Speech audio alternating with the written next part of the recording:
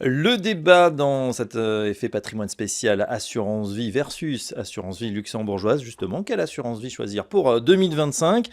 On a vu que suite à la dissolution, mi-2024, certains épargnants ont fait le choix d'ouvrir une assurance vie luxembourgeoise. Ça a été la ruée vers le Luxembourg. En tout cas, il y a eu beaucoup de questions. Alors, on a vu les avantages, certains inconvénients peut-être de ce placement. Quels sont-ils exactement?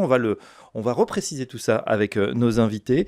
Loïc Le Foll, membre du COMEX, la mondiale, AG2R La Mondiale, et Olivier Herbault, le cofondateur de Ramify. Messieurs, justement, on se pose cette question. Vous venez de nous signaler voilà, qu'il y a des clients qui ont des réflexions tout à fait légitimes sur leur patrimoine, notamment quand il est assez étoffé. Est-ce qu'il y a une ruée? Est-ce que vous avez senti un vent de panique voilà, avec cette dissolution en 2024? Est-ce que vous avez eu un afflux d'appels entrants peut-être sur ces solutions à l'étranger? Oui, bah absolument. Nous, il y a clairement eu un avant-après. On a eu plus de 300% de demandes en plus après la dissolution de l'Assemblée nationale. Les personnes se posent des questions, ils se demandent qu'un potentiel futur gouvernement puisse changer les règles du jeu et potentiellement forcer une certaine orientation de l'épargne, voire même peut-être ponctionner. Je ne dis pas que je partage bien sûr toutes les peurs, mais c'est une peur qui est réelle, nous qu'on sent, qu'on perçoit sur le terrain. Oui, c'est vrai qu'il y a cette crainte hein, sur évidemment les incertitudes, à nouveau peut-être une certaine mouvance, on va dire, fiscale, le retour sur des règles bien établies, et puis peut-être se projeter déjà sur 2027. C'est vrai qu'au légitimement, il peut y avoir des craintes pour certains. Est-ce que ça a été la même chose, j'allais dire, le même Alors, engouement ou les mêmes questionnements pour non, vous? non, j'allais dire, nous, il y a eu beaucoup de battages médiatiques. Et Oui. c'est vrai, je pense qu'on n'a jamais entendu parler autant de l'assurance luxembourgeoise, donc dans tous les médias. Maintenant, si je regarde, j'allais dire, en plus, j'ai les deux casquettes, on va dire, l'assurance patrimoniale en France et au Mm. Luxembourg. L'année dernière a été une très bonne année pour les deux, mais au-delà des effets d'annonce, on n'a pas vu, pardon, on n'a pas vu vraiment une augmentation de la collecte spectaculaire, on va dire, en juin ou ailleurs. Par contre, on a eu, c'est vrai, énormément de questions. Donc là où je rejoins Olivier, c'est que je pense que, en tout cas, voilà, des personnes se posaient des questions, essayer de comprendre l'assurance luxembourgeoise. Donc ça c'est vrai. Maintenant, aujourd'hui, on travaille avec des distributeurs qui aujourd'hui, et j'allais dire et avant, ont des clients pour l'assurance vie française, ont des clients pour l'assurance vie luxembourgeoise, et savent faire la part des choses. Donc en tout cas, aujourd'hui, nous, on n'a pas vu de grandes différences. D'accord. Sur cette assurance vie luxembourgeoise, vous nous avez dit tout à l'heure qu'elle permet d'accéder à des allocations d'actifs très diversifiées, très internationales. Est-ce qu'il y a des choses inédites qu'on peut faire avec l'assurance vie luxembourgeoise qu'on ne pourrait pas faire en assurance vie classique française?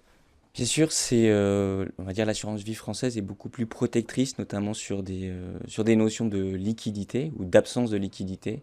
Donc très concrètement, l'assurance vie luxembourgeoise va être beaucoup, beaucoup plus flexible sur les investissements et dans le non-coté. Si on compare le nombre de fonds disponibles en non-coté dans l'assurance vie française avec l'assurance vie luxembourgeoise, les rapports, Oui. ils peuvent même être 200. Et moi, je suis assez bien placé pour en parler. Mon assurance vie, l'assurance vie française que l'on distribue et que l'on propose à nos clients, aujourd'hui, il va y avoir moins de 5 fonds de private equity. Demain, on ouvre une assurance vie luxembourgeoise.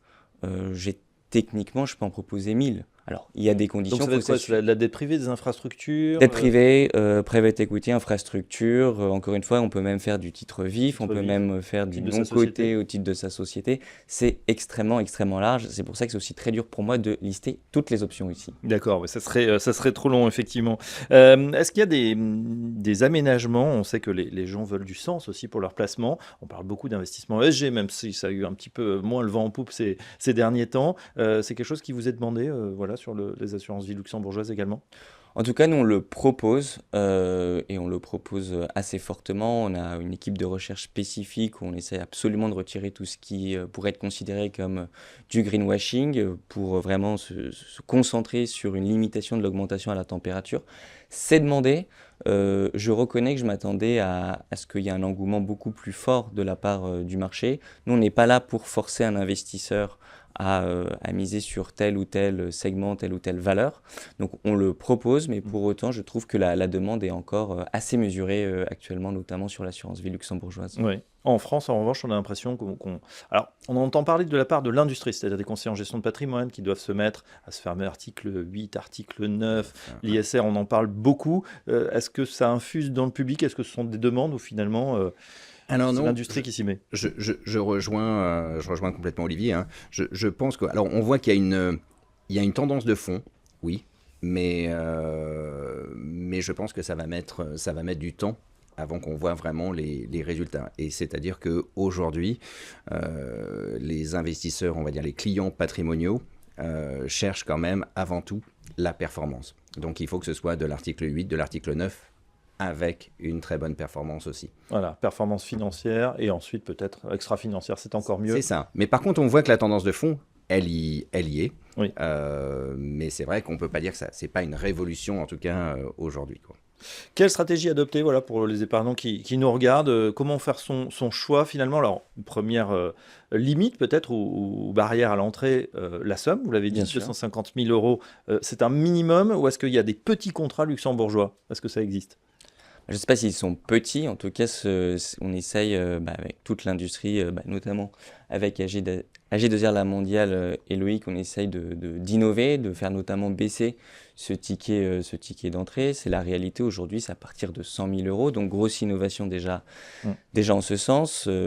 Bien sûr, c'est toujours pas 1 000 euros. Je pense que oui, on peut malgré tout, si on a un ticket d'investissement plus faible que ça, faire de choses magnifiques en assurance vie française notamment. Encore une fois, ça reste, si plébiscité par les investisseurs, c'est quand même pour une raison. Il y a encore énormément d'avantages à la clé, une diversité très forte. On peut avoir énormément de classes d'actifs, du private equity, de la dette privée, Bien sûr. des actions.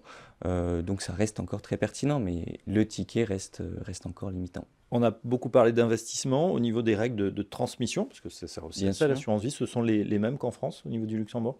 Oui, puisqu'il y a cette transparence, il va y avoir cette transparence fiscale. Donc si on est résident français, ça va s'appliquer exactement de la même façon.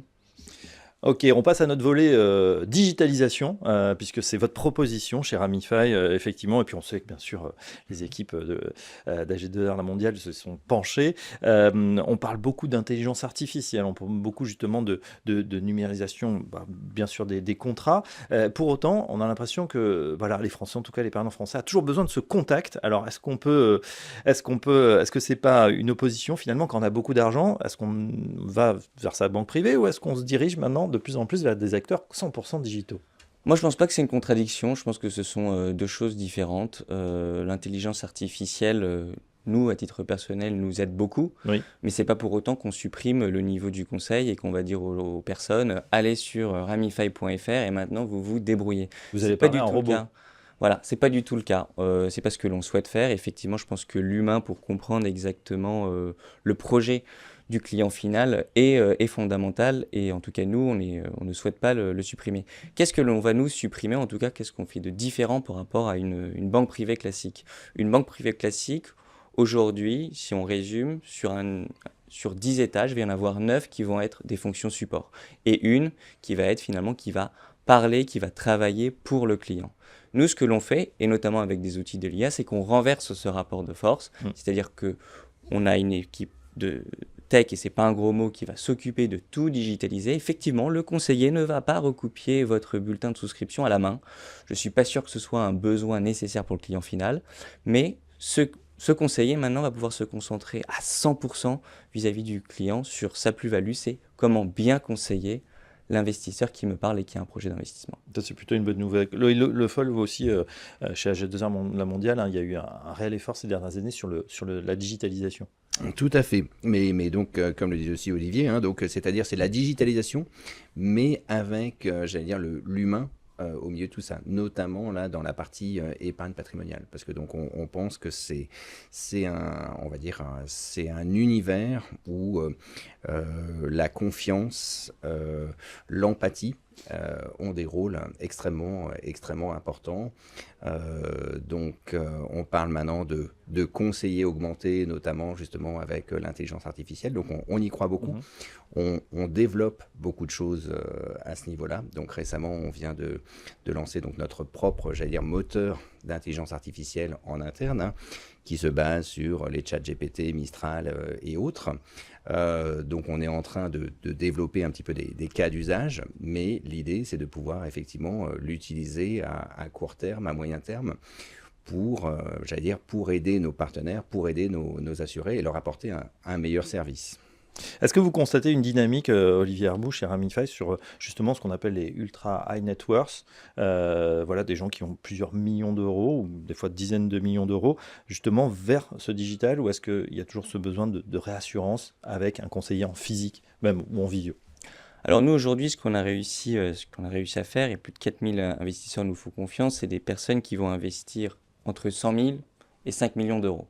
Est-ce qu'on peut considérer que c'est de la ultra high net worth? Ça, je ne sais pas. Je pense que nous, on s'adresse pas encore à cette typologie de clients. Ce que je peux dire sur cette segmentation, hein, que les anglo-saxons appellent mass affluent, c'est oui, je pense que les personnes sont déçues. La moyenne d'âge de nos investisseurs, de nos clients, c'est du 45-55 ans. Ils étaient dans une banque privée auparavant, mais ils en ont juste eu marre de devoir poser une demi-journée pour signer des papiers alors que tout le reste de leur vie est digitalisé.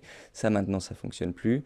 Ils en ont aussi marre de potentiellement avoir 3 fonds, et c'est 3 fonds maison de la banque. Et donc forcément, même si le conseiller peut être brillant, c'est difficile de bien conseiller quand on n'a pas le choix. Et donc, effectivement, je pense que le digital n'est plus du tout un gros mot dans l'aspect de la finance, de l'investissement. On s'est tous habitués à faire des visioconférences en digital. Je ne vois pas pourquoi ça serait un frein aujourd'hui sur l'investissement. Olivier Defolle, vous qui avez une vue assez macro, on va dire, hein, puisqu'il y a des distributions classiques, on a de la distribution avec des acteurs comme Ramify. Comment vous voyez cette évolution? C'est une évolution qui est importante et donc pour nous qui est structurante. Parce que donc effectivement, hein, donc on va dire nous on a un modèle qui est purement en B2B2C. On a commencé par la distribution plutôt institutionnelle avec les plus grosses banques privées.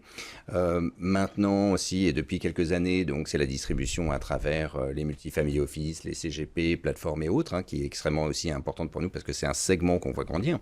Et le segment des néo-distributeurs, dont Ramify, c'est quelque chose aussi pour nous qui est clairement stratégique, clairement structurant. C'est-à-dire qu'il y a quelques années, on en était au balbutiement. Maintenant, on voit que les néo-distributeurs donc prennent une part de marché de plus en plus important.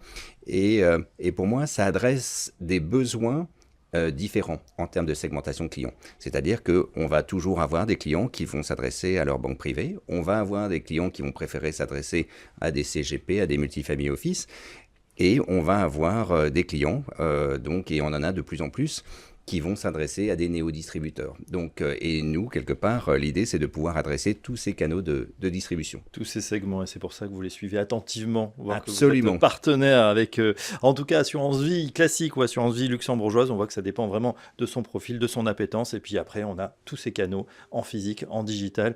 On peut dire que voilà, l'épargnant français continue à être très bien équipé pour 2025. Merci à nos deux spécialistes, Loïc Lefoll, membre du COMEX AG2R. Merci à Olivier Herbouch, cofondateur de Ramify. Merci beaucoup. Quant à nous, on se retrouve très prochainement pour un nouveau numéro de l'Effet Patrimoine.